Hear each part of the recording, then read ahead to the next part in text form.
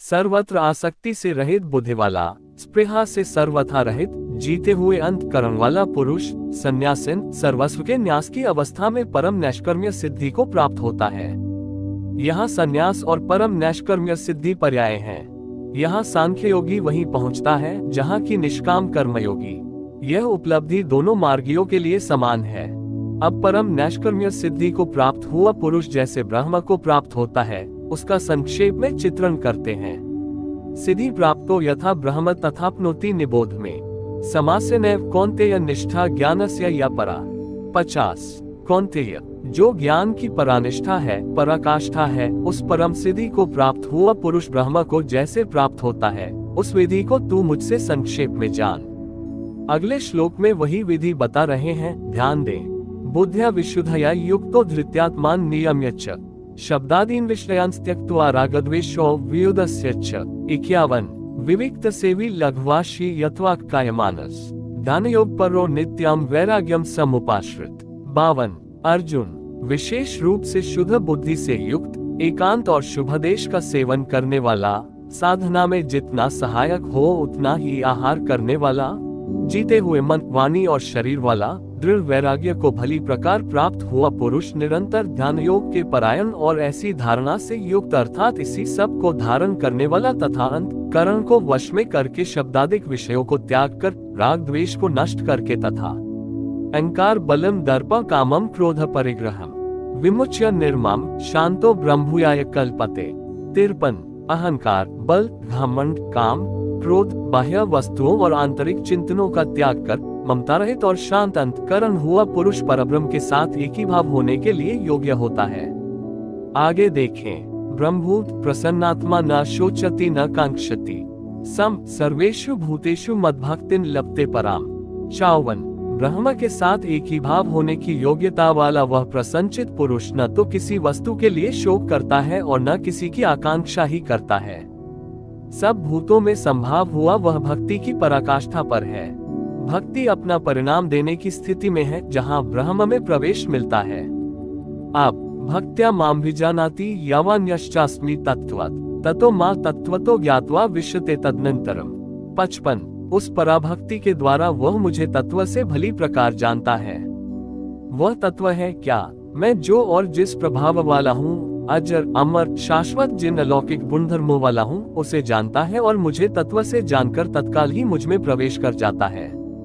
प्राप्ति काल में तो भगवान दिखाई पड़ते हैं और प्राप्ति के ठीक बाद तत्क्षण वह अपने ही आत्मस्वरूप को उन ईश्वरीय गुणधर्मों से युक्त पाता है कि आत्मा ही अजर अमर शाश्वत अव्यक्त और सनातन है।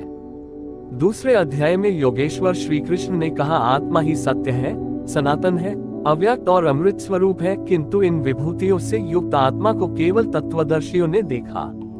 अब वहाँ प्रश्न स्वाभाविक है कि वस्तुतः तत्वदर्शिता है क्या? बहुत से लोग 5 तत्व 25 तत्व की बौद्धिक गणना करने लगते हैं, किंतु इस पर श्री कृष्ण ने यहाँ 18वें अध्याय में निर्णय दिया कि परम तत्व है परमात्मा, जो उसे जानता है वही तत्वदर्शी है। अब यदि आपको तत्व की चाह है, परमात्मा तत्व की चाह है, तो भजन चिंतन आवश्यक है।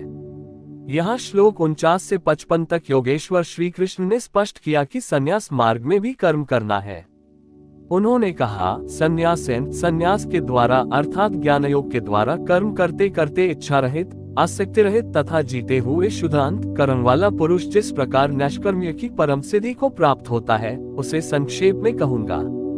अहंकार, बल, दर्प, काम, क्रोध, मद, मोह इत्यादि प्रकृति में गिराने वाले विकार जब सर्वथा शांत हो जाते हैं और विवेक, वैराग्य, शम, दम, एकांत, सेवन, ध्यान इत्यादि ब्रह्म में प्रवेश दिलाने वाली योग्यताएं जब पूर्णतया परिपक्व हो जाती हैं, उस समय वह ब्रह्म को जानने योग्य होता है। उस योग्यता का नाम ही पराभक्ति है। इसी योग्यता द्वारा वह तत्व को जानता है। तत्व है क्या?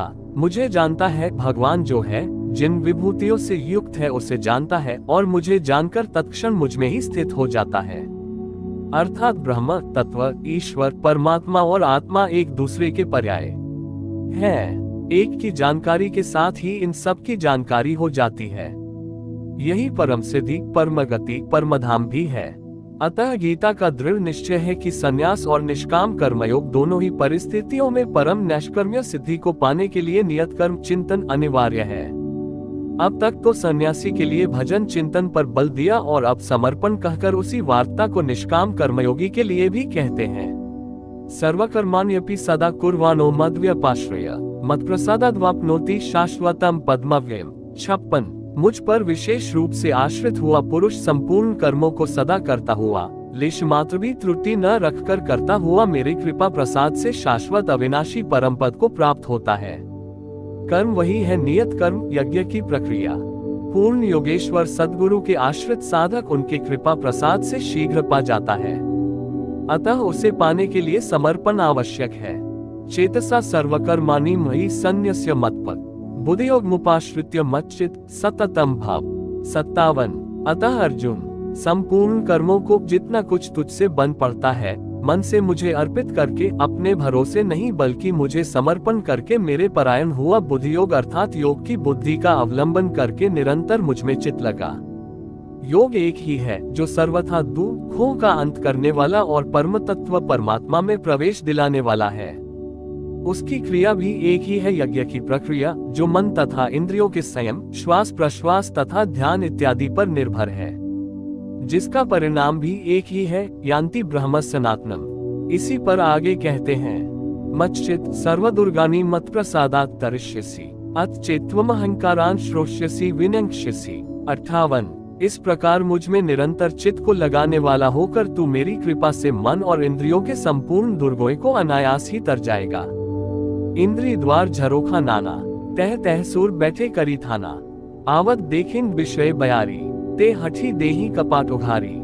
रामचरितमानस 7:117-11-12 यही दुर्जय दुर्ग हैं।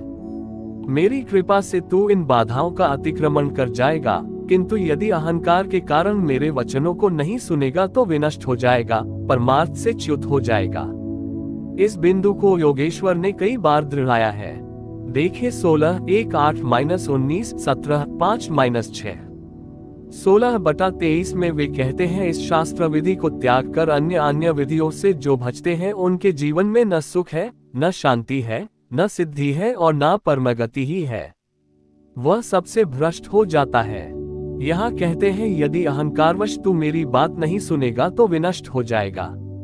अतः लोक समृद्धि और परमश्रेय की प्राप्ति के लिए संपूर्ण साधन क्रम का आदिशास्त्र योगेश्वर श्री कृष्णोक्त यही गीता है।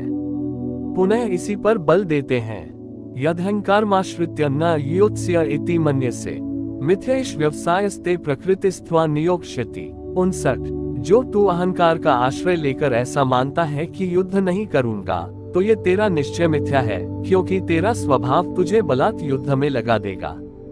स्वभावजेन कौन्तेय नेबद स्वेन कर्मणा कर्तुन नेच्छसि यन्मोहत करिष्यस्य शोपितात। 60 कौन्तेय मोहवश तू जिस कर्म को नहीं करना चाहता उसको भी अपने स्वभाव से उत्पन्न हुए कर्म से बंधा हुआ परवश होकर करेगा। प्रकृति के संघर्ष से न भागने का तुम्हारा क्षत्रिय श्रेणी का स्वभाव तुम्हें बरबस कर्म में लगाएगा। प्रश्न पूरा हुआ। अब वह ईश्वर रहता कहाँ है? इस पर कहते हैं ईश्वर सर्वभूतानां हृदयेर्जुन तिष्ठति भ्राम्यन् सर्वभूतानि यंत्रारूढ़ानि मायया। 61 अर्जुन वह ईश्वर संपूर्ण भूत प्राणियों के हृदय देश में निवास करता है। इतना समीप है तो लोग जानते क्यों नहीं? मायारूपी यंत्र में आरूढ़ होकर सब लोग ब्रह्मवश चक्कर लगाते ही रहते हैं, इसलिए नहीं जानते। ये यंत्र बड़ा बाधक है जो बार बार नश्वर कलेवरों शरीरों में घुमाता रहता है। तो शरण किसकी लें? तमेव शरण गच्छ सर्वभावेन भारत तत्प्रसादात् परा शांतिं स्थान प्राप्स्यसि शाश्वतम। 62 इसलिए हे भारत संपूर्ण भाव से उस ईश्वर की जो हृदय देश में स्थित है अनन्य शरण को प्राप्त हो। उसके कृपा प्रसाद से तू परम शांति शाश्वत परमधाम को प्राप्त होगा। अतः ध्यान करना है तो हृदय देश में करें। ये जानते हुए भी मंदिर मस्जिद चर्च या अन्यत्र खोजना समय बर्बाद करना है। हाँ, जानकारी नहीं है तब तक स्वाभाविक है। ईश्वर का निवास स्थान हृदय है। भागवत के श्लोकी गीता का सारांश भी यही है कि वैसे तो मैं सर्वत्र हूँ, किंतु प्राप्त होता हूँ तो हृदय देश में ध्यान करने से ही। इति ते ज्ञानमाख्यातम गुह्याद गुह्यतर मया विमृश्यतदशेषेण यथेच्छी तथा कुरु। 63। इस प्रकार बस इतना ही गोपनीय से भी अति गोपनीय ज्ञान मैंने तेरे लिए कहा है। इस विधि से संपूर्ण रूप से विचार कर, फिर तू जैसा चाहता है वैसा कर। सत्य यही है, शोध की स्थली यही है, प्राप्ति की स्थली भी यही है, किंतु हृदय स्थित ईश्वर दिखाई नहीं देता। इस पर उपाय बताते हैं। सर्वगुह्यत्मन भूय श्रेणु में परमन वच इष्टोसी में द्रिमिति ततो वक्ष्यामि ते हितम। 64। अर्जुन, संपूर्ण गोपनीय से भी अति गोपनीय मेरे रहस्ययुक्त वचन को तू फिर भी सुन। कहा है, किंतु फिर भी सुन। साधक के लिए इष्ट सदैव खड़े रहते हैं, क्योंकि तू मेरा अतिशय प्रिय है, इसलिए यह परम हितकारक वचन मैं तेरे लिए फिर भी कहूंगा। वह है क्या? मन्मना भव मद्भक्तो मद्याजी मां नमस्कुरु मामे वैश्यसी सत्यम ते प्रतिजाने प्रियोसी में। 65। अर्जुन, तू मेरे में ही अनन्य मन वाला हो, मेरा अनन्य भक्त हो, मेरे प्रति श्रद्धा से पूर्ण हो, मेरे समर्पण में अश्रुपात होने लगे, मेरे को ही नमन कर। ऐसा करने से तू मेरे को ही प्राप्त होगा। यह मैं तेरे लिए सत्य प्रतिज्ञा करके कहता हूँ, क्योंकि तू मेरा अत्यंत प्रिय है। पीछे बताया ईश्वर हृदय देश में है, उसकी शरण जा। यहाँ कहते हैं मेरी शरण आ। यह अति गोपनीय रहस्ययुक्त वचन सुन की मेरी शरण आओ। वास्तव में योगेश्वर श्री कृष्ण कहना क्या चाहते हैं? यही कि साधक के लिए सद्गुरु की शरण नितांत आवश्यक है। श्री कृष्ण एक पूर्ण योगेश्वर थे।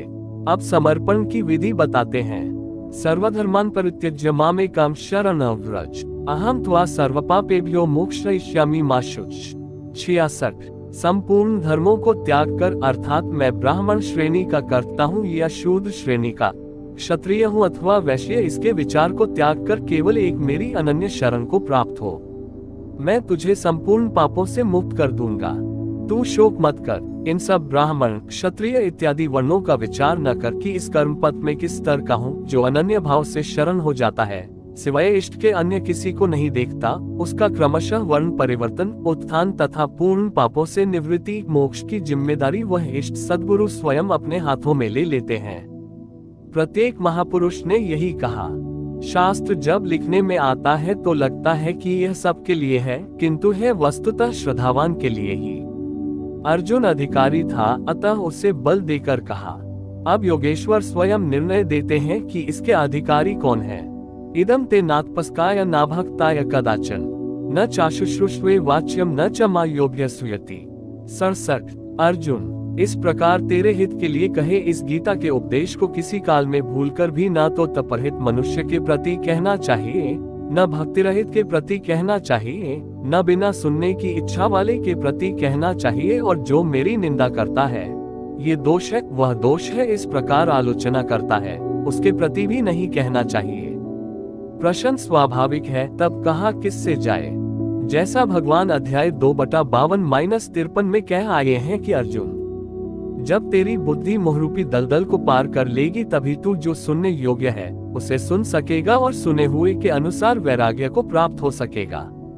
अनेक प्रकार के वेदवाक्यों के सुनने से विचलित हुई तेरी बुद्धि, वेदवाक्य तो बहुत सुने लेकिन बुद्धि हो गई विचलित। ऐसी विचलित बुद्धि जब अचल स्थिर ठहर जाएगी तब तू योग को प्राप्त होगा।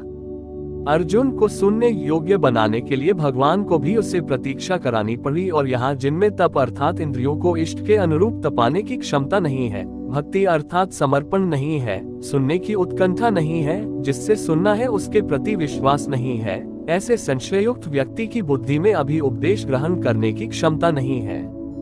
उनमें सत्संग तथा तत्वदर्शी महापुरुष की शरण सेवा सान्निध्य से पात्रता लानी है, तत्पश्चात उन्हें उपदेश करना सार्थक होगा।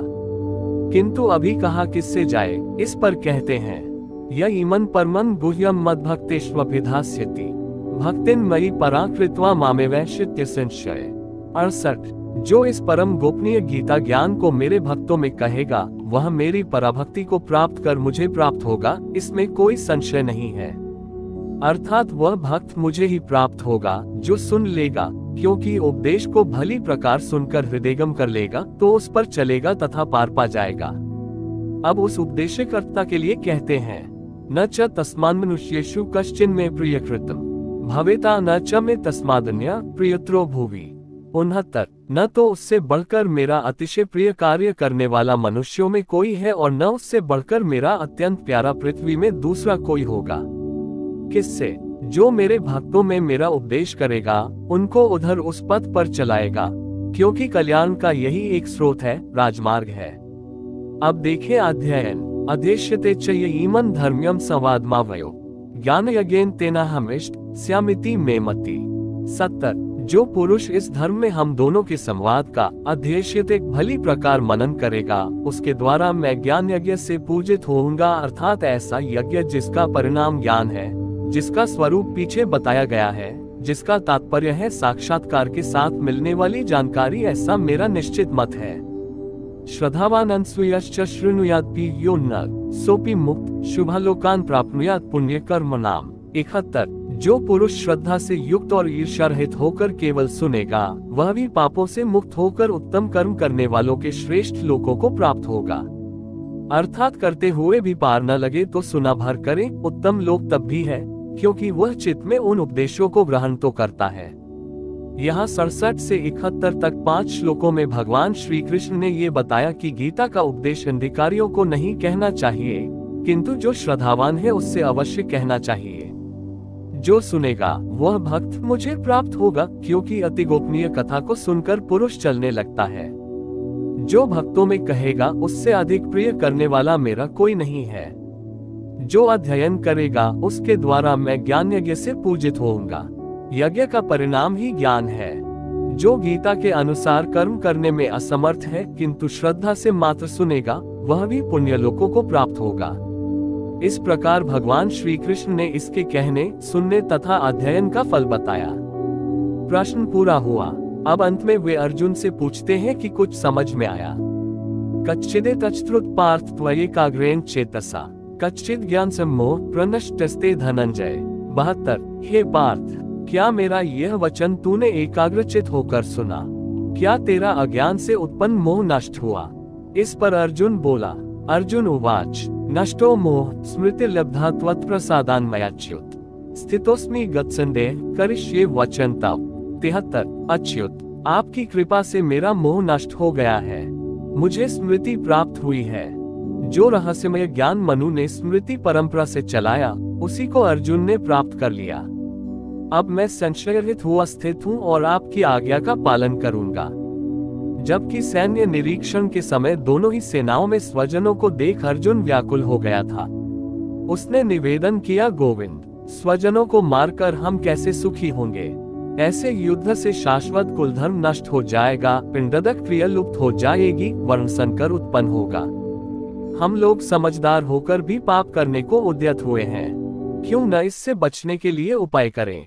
शस्त्रधारी ये कौरव मुझ शस्त्ररहित को रण में मार डाले, वह मरना भी श्रेयस्कर है। गोविंद, मैं युद्ध नहीं करूंगा कहता हुआ वह रथ के पिछले भाग में बैठ गया था। इस प्रकार गीता में अर्जुन ने योगेश्वर श्री कृष्ण के समक्ष प्रश्न परिप्रश्नों की श्रृंखला खड़ी कर दी। जैसे अध्याय 2/7 वह साधन मेरे प्रति कहिए जिससे मैं परमश्रेय को प्राप्त हो जाऊं। 2/54 स्थित प्रज्ञ महापुरुष के लक्षण क्या हैं? 3/1 जब आपकी दृष्टि में ज्ञानयोग श्रेष्ठ है तो मुझे भयंकर कर्मों में क्यों लगाते हैं? 3/36 मनुष्य न चाहता हुआ भी किसकी प्रेरणा से पाप का आचरण करता है?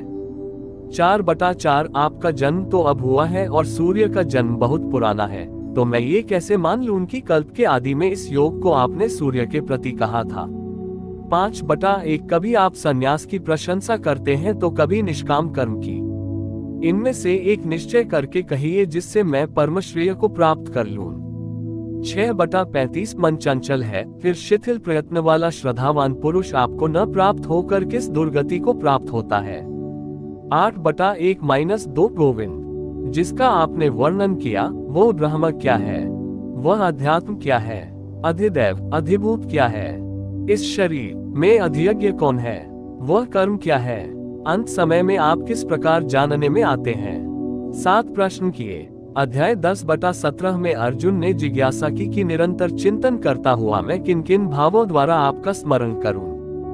11/4 में उसने निवेदन किया कि जिन विभूतियों का आपने वर्णन किया उन्हें मैं प्रत्यक्ष देखना चाहता हूं। 12/1 जो अनन्य श्रद्धा से लगे हुए भक्तजन भली प्रकार आपकी उपासना करते हैं और दूसरे जो अक्षर अव्यक्त की उपासना करते हैं, इन दोनों में उत्तम योग्यता कौन है? 14/21 तीनों गुणों से अतीत हुआ पुरुष किन लक्षणों से युक्त होता है तथा मनुष्य किस उपाय से इन तीनों गुणों से अतीत होता है? 17/1 जो मनुष्य उपरोक्त शास्त्र विधि को त्याग कर किंतु श्रद्धा से युक्त होकर यजन करते हैं, उनकी कौन सी गति होती है? और 18/1 हे महाबाहो, मैं त्याग और संन्यास के यथार्थ स्वरूप को पृथक पृथक जानना चाहता हूँ। इस प्रकार अर्जुन प्रश्न करता गया। जो वह नहीं कर सकता था उन गोपनीय रहस्यों को भगवान ने स्वयं दर्शाया। इनका समाधान होते ही वह प्रश्नों से विरत हो गया और बोला, गोविंद, अब मैं आपकी आज्ञा का पालन करूंगा। वस्तुतः ये प्रश्न मानव मात्र के लिए हैं। इन सभी प्रश्नों के समाधान के बिना कोई भी साधक श्रेय पथ पर अग्रसर नहीं हो सकता। अतः सद्गुरु के आदेश का पालन करने के लिए, श्रेय पथ पर अग्रसर होने के लिए संपूर्ण गीता का श्रवण अति आवश्यक है। अर्जुन का समाधान हो गया। साथ ही योगेश्वर श्री कृष्ण के श्रीमुख से निःसृत वाणी का उपसंहार हुआ। इस पर संजय बोला, 11वें अध्याय में विराट रूप का दर्शन करा लेने पर योगेश्वर श्री कृष्ण ने कहा, अर्जुन, अनन्य भक्ति के द्वारा मैं इस प्रकार देखने को, जैसा तूने देखा है, तत्व से जानने तथा प्रवेश करने को सुलभ हूँ। 11/54 इस प्रकार दर्शन करने वाले साक्षात मेरे स्वरूप को प्राप्त हो जाते हैं। और यहाँ अभी अर्जुन से पूछते हैं, क्या तुम्हारा मोह नष्ट हुआ?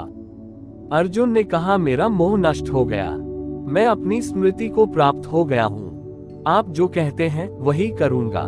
दर्शन के साथ तो अर्जुन को मुक्त हो जाना चाहिए था। वस्तुतः अर्जुन को तो जो होना था हो गया, किंतु शास्त्र भविष्य में आने वाली पीढ़ी के लिए होता है। उसका उपयोग आप सबके लिए ही है। संजय उवाच इत्यः वासुदेवस्य पार्थस्य च महात्मन् संवादमिम श्रोष्टमद्भुत रोमहर्षणम्। 74 इस प्रकार मैंने वासुदेव और महात्मा अर्जुन एक महात्मा है, योगी है, साधक है, न कि कोई धनुर्धर जो मारने के लिए खड़ा हो। अतः महात्मा अर्जुन के इस विलक्षण और रोमांचकारी संवाद को सुना। आप में सुनने की क्षमता कैसे आई? इस पर कहते हैं, व्यास प्रसादाच्छरुत्वाने तद्गुह्यमः परम योगे योगेश्वरात् कृष्णात् साक्षात् कथत स्वयं। 75 श्री व्यास जी की कृपा से, उनकी दी हुई दृष्टि से मैंने इस परम गोपनीय योग को साक्षात कहते हुए स्वयं योगेश्वर श्री कृष्ण से सुना है। संजय श्री कृष्ण को योगेश्वर मानता है। जो स्वयं योगी हो और दूसरों को भी योग प्रदान करने की क्षमता रखता हो, वह योगेश्वर है। राजन संस्मृत्य संवादमिम अद्भुतम् केशवार्जुनयो पुण्यम हृष्यामि च मुहुर्मुहुः। 76 हे राजन, केशव और अर्जुन के इस परम कल्याणकारी और अद्भुत संवाद को पुनः पुनः स्मरण करके मैं बारंबार हर्षित हो रहा हूँ। अतः इस संवाद को सदैव स्मरण करना चाहिए और इसी स्मृति से प्रसन्न रहना चाहिए। अब उनके स्वरूप का स्मरण कर संजय कहते हैं, तच्च संस्मृत्य रूपमत्यद्भुत हरे विस्मयो में महान राजन हृष्यामि च पुनः पुनः। 77 हे राजन, हरि के जो शुभाशुभ सर्व का हरण कर स्वयं शेष रहते हैं, उन हरि के अति अद्भुत रूप को पुनः पुनः स्मरण करके मेरे चित्त में महान आश्चर्य होता है और मैं बारंबार हर्षित होता हूँ। इष्ट का स्वरूप बार बार स्मरण करने की वस्तु है। अंत में संजय निर्णय देते हैं, यत्र योगेश्वर कृष्णो यत्र पार्थो धनुर्धर तत्र श्रीर्विजयो भूतिर्ध्रुवा नीतिर्मतिर्मम। 78 राजन, जहाँ योगेश्वर श्री कृष्ण और धनुर्धर अर्जुन, ध्यान ही धनुष है, इंद्रियों की दृढ़ता ही गांडीव है, अर्थात स्थिरता के साथ ध्यान धरने वाला महात्मा अर्जुन है। वहीं पर श्री ऐश्वर्य विजय जिसके पीछे हार नहीं है, ईश्वरीय विभूति और चल संसार में अचल रहने वाली नीति है, ऐसा मेरा मत है। आज तो धनुर्धर अर्जुन है नहीं, यह नीति विजय विभूति तो अर्जुन तक सीमित रह गई। तत्सामयिक थी ये तो द्वापर में ही समाप्त हो गई, लेकिन ऐसी बात नहीं है। योगेश्वर श्री कृष्ण ने बताया कि मैं सबके हृदय देश में निवास करता हूँ। आपके हृदय में भी वे हैं। अनुराग ही अर्जुन है। अनुराग आपके अंतःकरण की इष्टोन्मुखी लगन का नाम है। यदि ऐसा अनुराग आप में है तो सदैव वास्तविक विजय है और अचल स्थिति दिलाने वाली नीति भी सदैव रहेगी, न कि कभी थी। जब तक प्राणी रहेंगे, परमात्मा का निवास उनके हृदय देश में रहेगा। विकल आत्मा उसे पाने का इच्छुक होगा और उनमें से जिसके भी हृदय में उसे पाने का अनुराग उमड़ेगा, वही अर्जुन की श्रेणी वाला होगा, क्योंकि अनुराग ही अर्जुन है। अतः मानव मात्र इसका प्रत्याशी बन सकता है। निष्कर्ष, ये गीता का समापन अध्याय है। आरंभ में ही अर्जुन का प्रश्न है, प्रभु, मैं त्याग और संन्यास के भेद और स्वरूप को जानना चाहता हूँ। योगेश्वर श्री कृष्ण ने इस पर प्रचलित 4 मतों की चर्चा की। इनमें एक सही भी था। इससे मिलता जुलता ही निर्णय योगेश्वर श्री कृष्ण ने दिया कि यज्ञ, दान और तप किसी काल में त्यागने योग्य नहीं है। ये मनुष्यों को भी पवित्र करने वाले हैं। इन तीनों को रखते हुए इनके विरोधी विकारों का त्याग करना ही वास्तविक त्याग है। ये सात्विक त्याग है। फल की इच्छा के साथ त्याग राजस है। मोहवश नियत कर्म का ही त्याग करना तामस त्याग है और संन्यास त्याग की ही चरमोत्कृष्ट अवस्था है। नियत कर्म और ध्यानजनित सुख सात्विक है। इंद्रियों और विषयों का भोग राजस है और तृप्तिदायक अन्न की उत्पत्ति से रहित दुखद सुख तामस है। मनुष्य मात्र के द्वारा शास्त्र के अनुकूल अथवा प्रतिकूल कार्य होने में 5 कारण हैं। कर्ता, मन, पृथक पृथक कर्म जिनके द्वारा किया जाता है। शुभ पार लगता है तो विवेक, वैराग्य, शम, दम करण है। अशुभ पार लगता है तो काम, क्रोध, राग, द्वेष इत्यादि करण होंगे। नाना प्रकार की इच्छाएं अनंत हैं, सब पूर्ण नहीं हो सकती। केवल वह इच्छा पूर्ण होती है जिसके साथ आधार मिल जाता है। चौथा कारण है आधार साधन और 5वां हेतु है दैव प्रारब्ध या संस्कार। प्रत्येक कार्य के होने में यही 5 कारण हैं। फिर भी जो कैवल्य स्वरूप परमात्मा को कर्ता मानता है, वह मूलबुद्धि यथार्थ नहीं जानता, अर्थात भगवान नहीं करते। जबकि पीछे कह आए हैं कि अर्जुन, तू निमित्त मात्र होकर खड़ा भर रह, करता धरता तो मैं हूँ। अंततः उन महापुरुष का आशय क्या है? वस्तुतः प्रकृति और पुरुष के बीच एक आकर्षण सीमा है। जब तक मनुष्य प्रकृति में बरतता है, तब तक माया प्रेरणा करती है, और जब वह इससे ऊपर उठकर इष्ट को सर्मिपत हो जाता है और वो इष्ट जब हृदय देश से रथी हो जाता है, फिर भगवान करते हैं। ऐसे स्तर पर अर्जुन था, संजय भी था, और सबके लिए इस कक्षा में पहुंचने का विधान है। अतः यहाँ भगवान प्रेरणा करते हैं। पूर्ण ज्ञाता महापुरुष, जानने की विधि और ज्ञेय परमात्मा, इन तीनों के संयोग से कर्म की प्रेरणा मिलती है। इसलिए किसी अनुभवी महापुरुष सद्गुरु के सानिध्य में समझने का प्रयास करना चाहिए। वर्ण व्यवस्था के प्रश्न को चौथी बार लेते हुए योगेश्वर श्री कृष्ण ने बताया कि इंद्रियों का दमन, मन का शमन, एकाग्रता, शरीर, वाणी और मन को इष्ट के अनुरूप तपाना, ईश्वरीय जानकारी का संचार, ईश्वरीय निर्देशन पर चलने की क्षमता इत्यादि ब्रह्म में प्रवेश दिलाने वाली योग्यताएं ब्राह्मण श्रेणी के कर्म हैं। शौर्य, पीछे न हटने का स्वभाव, सब भावों पर स्वामी भाव, कर्म में प्रवृत्त होने की दक्षता क्षत्रिय श्रेणी का कर्म है। इंद्रियों का संरक्षण, आत्मिक संपत्ति का संवर्धन इत्यादि वैश्य श्रेणी के कर्म है, और परिचर्या शूद्र श्रेणी का कर्म है। शूद्र का अर्थ है अल्पज्ञ। अल्पज्ञ साधक जो नियत कर्म चिंतन में 2 घंटे बैठकर 10 मिनट भी अपने पक्ष में नहीं पाता। शरीर अवश्य बैठा है, लेकिन जिस मन को टिकना चाहिए वह तो हवा से बातें कर रहा है। ऐसे साधक का कल्याण कैसे हो? उसे अपने से उन्नत अवस्था वालों की अथवा सद्गुरु की सेवा करनी चाहिए। शनय शनय, उसमें भी संस्कारों का सृजन होगा, वो गति पकड़ लेगा। अतः इस अल्पज्ञ का कर्म सेवा से ही प्रारंभ होगा। कर्म एक ही है, नियत कर्म, चिंतन। उसके कर्ता की 4 श्रेणियां अति उत्तम, उत्तम, मध्यम और निकृष्ट ही ब्राह्मण, क्षत्रिय, वैश्य और शूद्र हैं। मनुष्य को नहीं बल्कि गुणों के माध्यम से कर्म को 4 भागों में बांटा गया। गीतोक्त वर्ण इतने में ही है। तत्व को स्पष्ट करते हुए उन्होंने कहा कि अर्जुन, उस परम सिद्धि की विधि बताऊंगा जो ज्ञान की परानिष्ठा है। विवेक, वैराग्य, शम, दम, धारावाही चिंतन और ध्यान की प्रवृत्ति इत्यादि ब्रह्म में प्रवेश दिला देने वाली सारी योग्यताएं जब परिपक्व हो जाती हैं और काम, क्रोध, मोह, राग, द्वेष आदि प्रकृति में घसीट कर रखने वाली प्रवृत्तियां जब पुनर्तः शांत हो जाती हैं, उस समय वह व्यक्ति ब्रह्म को जानने योग्य होता है। उसी योग्यता का नाम पराभक्ति है। पराभक्ति के द्वारा ही वह तत्व को जानता है। तत्व है क्या? बताया, मैं जो हूँ, जिन विभूतियों से युक्त हूँ, उसको जानता है, अर्थात परमात्मा जो है, अव्यक्त, शाश्वत अपरिवर्तनशील जिन अलौकिक गुणधर्मों वाला है, उसे जानता है और जानकर वह तत्क्षण मुझ में स्थित हो जाता है। अतः तत्व है परम तत्व, न कि 5 या 25 तत्व। प्राप्ति के साथ आत्मा उसी स्वरूप में स्थित हो जाता है, उन्हीं गुणधर्मों से युक्त हो जाता है। ईश्वर का निवास बताते हुए योगेश्वर श्री कृष्ण ने कहा, अर्जुन, वही ईश्वर संपूर्ण भूतों के हृदय देश में निवास करता है, किंतु मायारूपी यंत्र में आरूढ़ होकर लोग भटक रहे हैं, इसलिए नहीं जानते।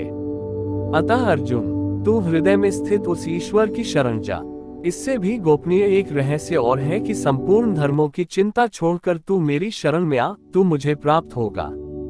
ये रहस्य अंधिकारी से नहीं कहना चाहिए, जो भक्त नहीं है उससे नहीं कहना चाहिए, लेकिन जो भक्त है उससे अवश्य कहना चाहिए। उससे दुराव रखे तो उसका कल्याण कैसे होगा। अंत में योगेश्वर श्री कृष्ण ने पूछा, अर्जुन, मैंने जो कुछ कहा उसे तूने भली प्रकार सुना समझा, तुम्हारा मोह नष्ट हुआ कि नहीं? अर्जुन ने कहा, भगवान, मेरा मोह नष्ट हो गया है, मैं अपनी स्मृति को प्राप्त हो गया हूँ। आप जो कुछ कहते हैं वही सत्य है और अब मैं वही करूँगा। संजय, जिसने इन दोनों के संवाद को भली प्रकार सुना है, अपना निर्णय देता है कि श्री कृष्ण महायोगेश्वर और अर्जुन एक महात्मा हैं। उनका संवाद बारंबार स्मरण कर वह हर्षित हो रहा है, अतः इसका स्मरण करते रहना चाहिए। उन हरि के रूप को याद करके भी वह बारंबार हर्षित होता है, अतः बारंबार स्वरूप का स्मरण करते रहना चाहिए, ध्यान करते रहना चाहिए। जहाँ योगेश्वर श्री कृष्ण है और जहाँ महात्मा अर्जुन है, वही श्री है।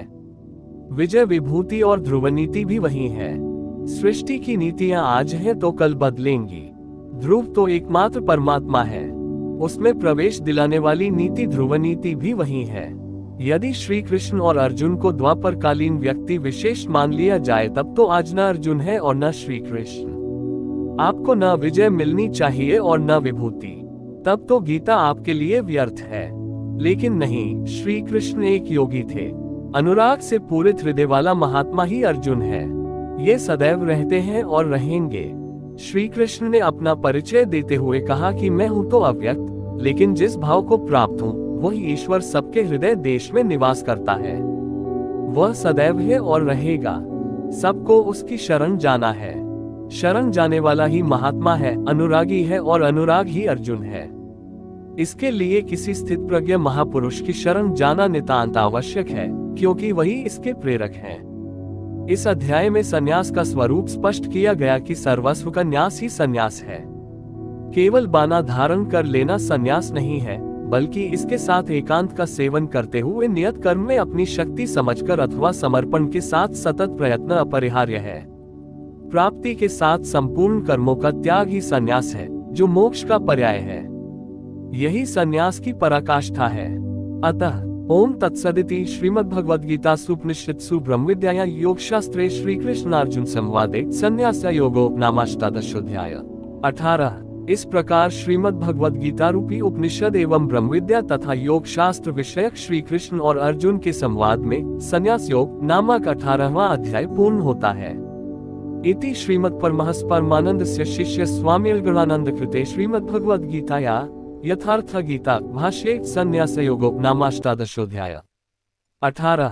इस प्रकार श्रीमद् परमहंस परमानंद जी के शिष्य स्वामी गणानंद कृत श्रीमद् भगवद गीता के भाष्य यथार्थ गीता में संन्यास योग नामक 18वां अध्याय पूर्ण होता है।